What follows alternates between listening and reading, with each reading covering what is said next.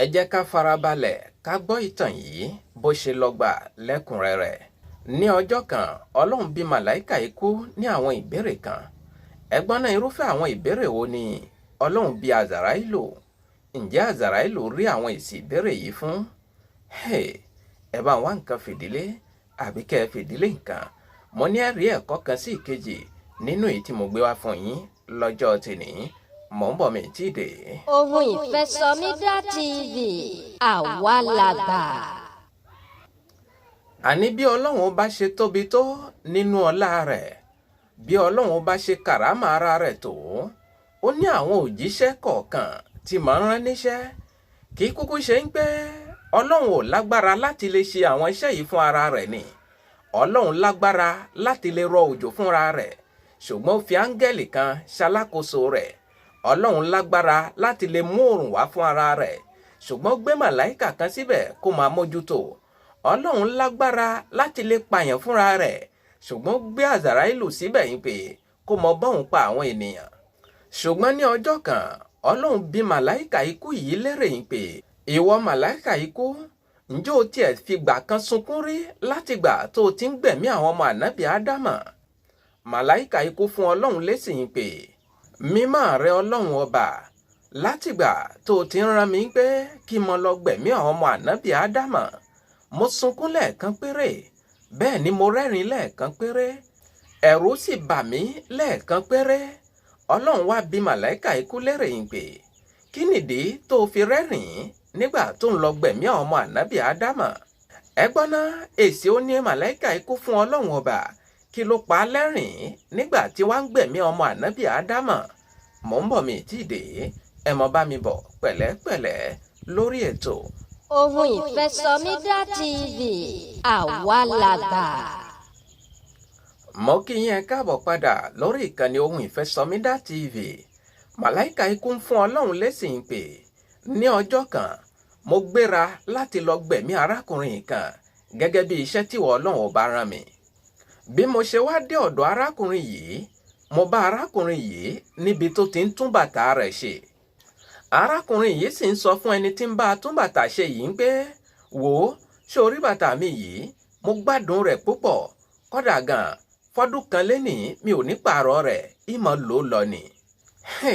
Ẹwẹ̀ mi tí ò ní dọ̀là, ẹwẹ̀ mi tí ò ní dilẹ̀ ṣú ti ń dá ọdún kan. Màláìkà kú ní bóun ṣe gbọ́ ohun tí arákùnrin yìí sọ, ẹ̀rín sì pa òun. Kódà gan arákùnrin yìí nígbà tó tún bàtà yìí ṣe tán, kò fi ẹsẹ̀ rẹ̀ kán bàtà yìí tóun fi gbẹ̀mí rẹ̀ lẹ́sẹ̀kẹsẹ̀. Ohun tó mú òun rẹ́rìn lọ́jọ́ yìí rèé. Ọlọ́run ni ó dà. Kí ló wá mú ẹkún wá fún ẹ látìgbà tó ti ń lọ gbẹ̀mí àwọn ọmọ ànábì Ádámà? Èsì ó ní màláìkà kú fún Ọlọ́run ọba. Kí ló pa màláìkà ikú lẹ́kún lásìkò tí wọ́n ń gbẹ̀mí àwọn ọmọ ànábì Ádámà? Mò ń bọ̀ mi tí dé, ẹ mọ bá mi bọ̀ pẹ̀lẹ́pẹ̀lẹ́ lórí ètò Ohun ìfẹ́ SOMIDA TV àṣà wa, èdè wa. Mo kí yín káàbọ̀ padà sórí ìkànnì Ohun ìfẹ́ SOMIDA TV. Ẹ má bínú, àwọn amójú ẹ̀rọ mi wọ́n pè mí sí àkíyèsí kan. Wọ́n ní mi ò tí ì dárúkọ mi lórí ètò. Ẹ dákun ẹ má fi ṣèbínú, mo tọrọ àforíjì púpọ̀. Ọdún ni mí lórí ìkànnì yìí, mi ò kì í ṣàìmọ̀ fólókó yín. Muhammadu Akówódé Babakóredé tí gbogbo èèyàn ń pè ní Ohun ìfẹ́ SOMIDA. Seriki ọlọ́pọlọ náà ń bọ̀wọ́ náà, máyégún gbogbo sọ̀rọ̀. Bóyá ìwọ ṣẹ̀ṣẹ̀ ń gbọ́ wa fún ìgbà àkọ́kọ́, bá wa tẹ ibi tí wọ́n kọ subscribe sí nísàlẹ̀ yìí kó o fi darapọ̀ mọ́ wa lórí ìkànnì yìí. Kò ní jẹ́ kó o mọ pàdánù àwọn ètò wa ní kété tá a bá ti bọ́ sórí ètò. Kẹ́sì mọ́ gbàgbé, ẹ mọ bá wa pín kiri fáwọn èèyàn yín kí wọ́n lè darapọ̀ mọ́ wa lórí ìkànnì yìí. A sì ń retí ìrànlọ́wọ́ látọ̀dọ̀ yín o. Tẹ́ ẹ bá fẹ́ ràn wá lọ́wọ́ lórí ètò yìí náà ni, ẹ pè Ohun ìfẹ́ SOMIDA sórí nọ́mbà tẹ́ ń wò lójú ẹ̀rọ yín lọ́wọ́lọ́wọ́ yìí, +229 97 74 76 51. Fún àǹfààní ẹ̀yin tẹ́ gbọ́ English, ẹ tẹ +229 97 74 76 51. Ẹ ṣeun púpọ̀. Kí ló pa màláìkà ikú lẹ́kún lásìkò tí wọ́n ń gbẹ̀mí ọmọ ànábì Ádámà? Mò ń bọ̀ mi tí dé, ẹ mọ bá mi bọ̀ lórí ètò Ohun ìfẹ́ SOMIDA TV àwa ni bàbá. Mo kí yín káàbọ̀ padà sórí ìkànnì Ohun ìfẹ́ SOMIDA TV. àní màláìka ikú ń sọ fún Ọlọ́run ọba yìí pé ní ọjọ́ kan tí ìwọ Ọlọ́run ọba pa mí láṣẹ wípé kí n lọ gbẹ̀mí arábìnrin kan, mo gbéra lóòótọ́. Ìgbà tí mo débi tí arábìnrin yìí wà, mo bá arábìnrin yìí nínú oko aṣálẹ̀ kan níbi tó ti ń rọbí lọ́wọ́. Arábìnrin yìí fẹ́ bímọ ni. Mo ní sùúrù fún un kó bá lè bímọ yìí sáyé. Ní gẹ́lẹ́ tí arábìnrin yìí bímọ yìí sínú oko aṣálẹ̀ yìí tán, lẹ́sẹ̀kẹsẹ̀ ni mo sì gbẹ̀mí arábìnrin yìí. Kábíyèsí Ọlọ́run, gbogbo ẹ̀yin tẹ́ diwọ́ disẹ̀ síkùn, nígbàlejò ọ̀ràn lọ́jọ́ ìkúlẹ̀ yín, ẹ bá ń ṣàmì àdúrà. Màláìka ikú ní mo gbẹ̀mí arábìnrin yìí gẹ́gẹ́ bí ìrẹ́ Ọlọ́run bá ṣe rán mi. Ó wá kù ọmọ yìí nìkan nínú oko aṣálẹ̀ yìí. Ọmọ tuntun yìí ń sun ẹkún kíkankíkan lẹ́gbẹ̀ẹ́ òkú ìyá rẹ̀. Kò sì sẹ́nìkan tó mọ̀ yìí pé ẹnìkan bímọ sínú oko aṣálẹ̀ yìí débi wípé wọ́n fi wá ṣàmójútó ọmọ ìkókó yìí. Màláìka ikú ní mo sunkún gidi gan ní ọjọ́ yìí. Mo wá ròyìn pé báwo ni ọmọ ìkókó yìí ṣe lè rúlà nínú oko aṣálẹ̀ tóun nìkan wà yìí. Ó ní ohun tó fa ẹkún mi rèé Olúwa mi. Ọlọ́run ní ọ̀dà kí ló mú ìbẹ̀rù wá fún ẹ látìgbà tó ti lọ gbẹ̀mí àwọn ọmọ ànábì Ádámà. Èsì ó ní màláìka ikú fún Ọlọ́run ọba. Kí ló mú ẹ̀rù bíbà wá fún màláìka ikú lásìkò tí wọ́n ń gbẹ̀mí ọmọ ànábì Ádámà? Mò ń bọ̀ mi tí dé, ẹ mọ bá mi bọ̀ pẹ̀lẹ́pẹ̀lẹ́ lórí ètò. Ohun ìfẹ́ SOMIDA TV, àwa làgbà. Mo kí yín káàbọ̀ padà sórí ìkànnì Ohun ìfẹ́ SOMIDA TV. Àní màláìka ikú fún Ọlọ́run lésìn pé ní ọjọ́ kan mo múra láti lọ gbẹ̀mí arákùnrin kan gẹ́gẹ́ bí ìwọ Ọlọ́run bá ṣe pa mí láṣẹ. Arákùnrin yìí sì jẹ́ ẹnìkan tí ìwọ Ọlọ́run bá fún ní ìmọ̀ tó pọ̀. Arákùnrin yìí nímọ̀ gidi. Bí mo ṣe délé arákùnrin yìí, ìṣe ni ìmọ́lẹ̀ kan jáde yàn láti inú yàrá tí ọkùnrin yìí wà. Màláìka kú ní bí mo ṣe rí ìmọ́lẹ̀ yìí, ẹ̀rù bà mí púpọ̀. Mo wá ròyìn pé pẹ̀lú gbogbo àpọ́nlé tí Ọlọ́run bá fún arákùnrin yìí, ṣó wá yẹ kí ikú tó pa arákùnrin yìí ṣá? Ọlọ́run wá dá màláìka kú lóhùn pé ǹjẹ́ ìwọ tiẹ̀ mọrúfẹ́ ẹni tí arákùnrin yẹn náà jẹ́? Màláìka kú fún Ọlọ́run lésìn pé mi ò mọ arákùnrin ọ̀hún, àmọ́ táwa ni ọmọkùnrin ọ̀hún náà tí ìwọ Ọlọ́run bá pọ́nlé tó yẹn, tó fún ní ìmọ̀ tó yẹn, tó tún wá ní kí n lọ gbẹ̀mí rẹ̀. Ẹgbọ́n náà ta ni arákùnrin ọ̀hún? Kí ni èsì tí Ọlọ́run fún màláìka ikú? Mò ń bọ̀ mi tí dé. Ohun ìfẹ́ SOMIDA TV, àwa làgbà. Mo kí yín káàbọ̀ padà sórí ìkànnì Ohun ìfẹ́ SOMIDA TV. Àní Ọlọ́run bá dá màláìka kú lóhùn yìí pé ṣó rántí ọjọ́ kan tí mo ní kó lọ gbẹ̀mí ìyá kan nínú oko aṣálẹ̀ tó ní èmi o. Ìgbà tí mo débẹ̀ mo rí pé ń rọbí lọ́wọ́, mo wá dúró kó bá lè bímọ ọ̀hún sáyé. Màláìka kú ní bẹ́ẹ̀ ni mo rántí dáadáa. Ọlọ́run ní ọmọ ìkókó ọjọ́ ọ̀hún tó pàyà rẹ̀ sínú oko aṣálẹ̀ tí ó fi òun nìkan ṣoṣo sẹ́gbẹ̀ òkú ìyá rẹ̀ nínú oko aṣálẹ̀ ọ̀hún, òun gangan ni ọmọkùnrin ọ̀hún tí mo bù nímọ̀ tí mo tún pọ́n lé. Ẹ sì bá ń pariwo orúkọ Ọlọ́run ọba ní gbogbo ibikíbi tẹ́ ẹ bá wà. Kábíyèsí rẹ̀ Ọlọ́run ọba. Ọlọ́run ní èmi fúnra mi ni mo tọ́jú ọmọ yìí dàgbà, mi ò sì fílẹ̀ fẹ́nìkankan. Kábíyèsí rẹ̀ Ọlọ́run ọba. Ìwọ náà tó ń gbọ́ mi lénìí, ò gbọ́njú bá bàbá rẹ̀, ò gbọ́njú bá ìyá rẹ̀.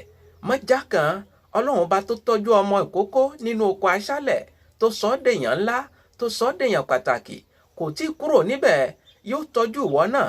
Má ròyìn pé ọmọ òrukàn nìyẹn kó máa wá ṣe rádaràda kiri. Gbé ọkàn rẹ síwájú Ọlọ́run ọba kó lè rí àánú gbà látọ̀dọ̀ Ọlọ́run ọba. Ohun ìfẹ́ SOMIDA TV, àwa làgbà. Ẹ̀yin aráalé, ẹ rí ń pé Ọlọ́run ọba oníṣẹ́ àrà ni tí ń dára lórí alára tó tún lè gbàrà lọ́wọ́ ẹni tí ń fi agbára gbàrà lọ́wọ́ alára. Kábíyèsí rẹ̀ Ọlọ́run. Ẹja fele yìí náà kọ́gbọ̀n. Ọ̀pọ̀lọpọ̀ ẹ̀mí tí ò ní dìrọ̀lẹ́ tí ń dóṣù mẹ́fà tí wọn ò sì mọ̀ pé màláìka kú ti wà lẹ́yìn tàwọn, màláìka kú ti wà léjìká tàwọn tí ń fi àwọn rẹ́rìn-ín. Ká tó máa rántí pé kò sí ohun tí Ọlọ́run ò lè ṣe. Inú ìṣòro wo ló wà lénìí? Inú ìdààmú wo ló wà lénìí? Ọlọ́run bá tó tọ́jú ọmọ ìkókó nínú oko aṣálẹ̀ lọ́jọ́ kìíní àná kò tí ì kúrò ńbẹ̀. Ó rí ẹ, ó mọ̀ ẹ́, ó mọ ohun tó fẹ́. ìwọ ni kó lanu kó sọ̀rọ̀ kó lanu kó tọrọ ohun tó fẹ́ lọ́dọ̀ Ọlọ́run ọba jupájusẹ̀ rẹ sílẹ̀ fún Ọlọ́run ọba. Ká sì mọ̀ rántí pé alápàdúpẹ́ lọ́lọ́run ọba. Mọ́ torí ń pọ́mọ rẹ kú lẹ́nìí kó kẹ̀yìn sọ́lọ́run. Mọ́ torí ń pé ọkọ rẹ kú lẹ́nìí kó mọ̀ sí lọ́hùn mọ́. Mọ́ torí ń pé aya rẹ kú lẹ́nìí. Mọ́ torí ń pé ìyá àti bàbá rẹ ò sí mọ́ kó mọ̀ sí lọ́hùn ọba mọ́. Alápàdúpẹ́ lọ́lọ́run. Tó o bá dúró ti Ọlọ́run ọba rẹ, oore tó ju eléyìí lọ òun lọ́lọ́run yóò fi pààrọ̀ rẹ̀ fún ẹ tí ó sì nu omijé rẹ nù tó rí àánú gbà lọ́dọ̀ Ọlọ́run ọba. Ohun ìfẹ́ SOMIDA TV àwa làgbà. Ẹ wò ó, mo mọ̀ pé ẹ ti rí ẹ̀kọ́ kan sí ìkejì kan nínú rẹ̀. Tẹ́ ẹ bá gbádùn rẹ̀, ẹ bá ń tẹ láìkà ìyá àtàǹpàkò tó gbẹnu sókè nísàlẹ̀ yìí. Gbogbo ẹ̀yin náà tẹ́ ẹ sì ń gbọ́ àtẹ́wò wá, tẹ́ ẹ ti darapọ̀ mọ́ wa lórí ìkànnì yìí. Ẹ wo ibi tí wọ́n kọ subscribe sí yìí, tó bá tó kò ní pupa, ẹ ti darapọ̀ mọ́ wa nù. Ẹ bá wa tẹ̀ kó di funfun. Ìgbà yẹn lẹ tó darapọ̀ mọ́ wa lórí ìkànnì Ohun Ìfẹ́ SOMIDA TV tá a wà yìí. Kẹ́ ẹ sì mọ́ gbàgbé, à ń retí ìrànlọ́wọ́ látọ̀dọ̀ yín o. Ẹ dákun ẹ ràn wá lọ́wọ́ lórí ètò yìí. Bóyá ẹ bá fẹ́ gbé ìrànlọ́wọ́ fún wa lórí ètò yìí náà ni. Ẹ bá Ohun Ìfẹ́ SOMIDA sọ̀rọ̀ lórí nọ́mbà àtẹ̀wò lójú ẹ̀rọ yín lọ́wọ́lọ́wọ́ yìí. +229 97 74 76 51. Fún àǹfààní ẹ̀yin tẹ́ gbọ́ English, ẹ tẹ +229 97 74 76 51. Kẹ́ ẹ tún mọ bá wa pín kiri fún àwọn èèyàn yín kí wọ́n lè darapọ̀ mọ́ wa lórí ìkànnì tá a wà yìí. Ìfẹ́ tẹ́ fi ń bá a gbọ́ ètò lórí ìkànnì Òrìrì Ayé TV lọ́hùn-ún àti orí ìkànnì Ohun Ìfẹ́ SOMIDA TV níbí. Ọba mi Elédùà kò ní pa náà fẹ́ ọ̀hún.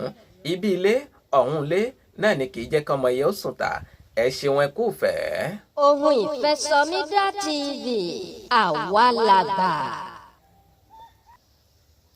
Ẹ̀yà àgbẹ̀ mi ṣetán rèlú ìdáró, bẹ́ẹ̀ lẹ́yà àlùkò mi ṣetán rèlú ìkọsùn, lékèlékè mi ṣetán rèlú ìkẹfùn. Mi máa fi léyìí ṣe lọ lọ́jọ́ tèní. Mi ò ní lọ̀lọ̀ ẹja tó lọ tí ò désàlẹ̀ omi, bẹ́ẹ̀ ni mi ò ní lọ̀lọ̀ kọ̀ǹkọ̀ tó lọ tí ò désàlẹ̀ odò. Èmi ní mọ̀ wá, ẹ̀yin ní mọ̀ bá, ọ̀bẹ níbẹ̀ ṣu àtẹlẹsẹ̀ á sì bẹ̀nà wò. Ẹni tó bá ní mọ́bọ̀ òun ní débà o. Muhammadu Akówódé bàbá Kórèdé tí gbogbo èèyàn ń pè ní Ohun Ìfẹ́ SOMIDA, Sẹ́ríkì ọlọ́pọlọ number 1, máyégún gbogbo sọ̀rọ̀. Mo ń dágbére lórí ètò, kì í ṣe ti kú kì í ṣe tàrùn. Ìpàdé mi àti yín ó tún di ní kòpẹ́kòpẹ́ lórí àkọ́tún ètò. Títí ìgbà tá a tún mọ pàdé, mi ò fi yín sínú ìbànújẹ́ o. Mi ò ní dé bá yín nínú ìbànújẹ́. Ó dàbọ̀. Ohun Ìfẹ́ SOMIDA TV àwa làgbà.